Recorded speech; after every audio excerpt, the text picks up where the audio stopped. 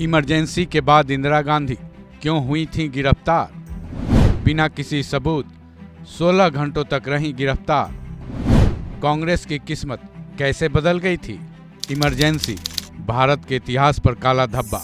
इंदिरा गांधी की सत्ता काल का वो वक्त देश शायद ही भुला पाए।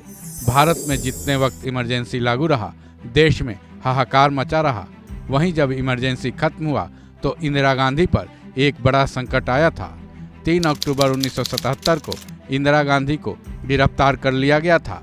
चकित कर देने वाली बात यह थी कि पुलिस के पास उनकी गिरफ्तारी के सबूत तक नहीं थे। फिर भी पुलिस ने 16 घंटों तक उनको अपनी हिरासत में रखा था, लेकिन कोर्ट ने सबूतों के अभाव में उन्हें छोड़ दिया था। वो 16 घंटे न केवल इंदिरा गांधी के लिए बल्कि कांग्रेस के लिए भी काफ़ी अहम रहे। कहते हैं उन 16 घंटों में कांग्रेस की किस्मत ही पलट गई थी। पर कैसे, चलिए जानते हैं। जनता पार्टी की सरकार में इंदिरा गांधी की गिरफ्तारी। जब देश इमरजेंसी से आज़ाद हुआ, उसके बाद जनता पार्टी की सरकार आई। उस वक्त देश के पीएम मोरारजी देसाई थे। ये वही वक्त था जब इंदिरा गांधी को 16 घंटों के लिए गिरफ्तार किया गया था। उन पर यह आरोप लगाया गया था कि चुनाव प्रचार के लिए इंदिरा गांधी ने जो जीपें खरीदी थी, उनमें भ्रष्टाचार किया गया था। उस वक्त अपने चुनाव प्रचार के लिए इंदिरा गांधी ने 100 जीपें खरीदी थीं, जिसको लेकर उन पर आरोप लगाया गया था कि वो जीपें कांग्रेस के पैसे से नहीं बल्कि उद्योगपतियों की तरफ से दिए गए पैसों से खरीदी गई थी। साथ ही उनकी खरीद में सरकारी पैसों के भी इस्तेमाल का आरोप लगा था। बिना सबूत 16 घंटे इंदिरा रही गिरफ्तार। इंदिरा गांधी को 3 अक्टूबर की शाम 4:45 पर गिरफ्तार किया गया था। उस वक्त सीबीआई के निदेशक NK सिंह थे, जिन्होंने इंदिरा गांधी को FIR की कॉपी दी थी। गिरफ्तारी के बाद उन्हें बड़कल लेक गेस्ट हाउस में रखा गया था, लेकिन रात होते होते उन्हें किंग्सवे कैंप लाया गया।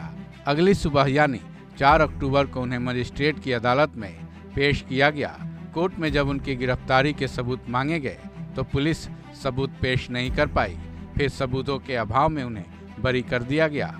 इन सारी कार्रवाई में कुल 16 घंटे लगे थे।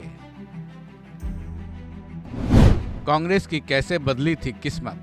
कहते हैं कि बिना सबूत इंदिरा गांधी की गिरफ्तारी ने कांग्रेस की किस्मत ही बदल दी थी, क्योंकि इस वाकये ने शायद इमरजेंसी को लेकर लोगों के मन में भरे गुस्से को खत्म कर दिया।